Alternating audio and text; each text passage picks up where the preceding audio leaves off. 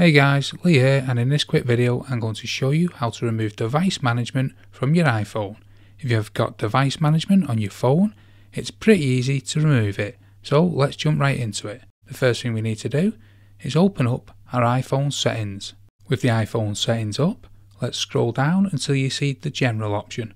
Tap on that and then scroll down again until you see VPN and device management. Tap on that to get the list of various VPNs and downloaded profiles, or MDMNs. Now, tap on a device management profile that you want to remove. In my case, I don't have any device profiles. If you do, you can tap on it. You'll see the option to remove the downloaded profile.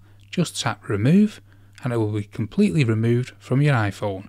However, keep in mind that depending on who or how the device managing profile was installed, you may have to enter a password or log in as an administrator to remove it, especially if it's a security profile that keeps your iPhone secure.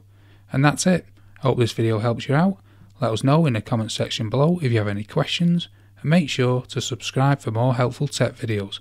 Thanks for watching, and I'll see you in the next one.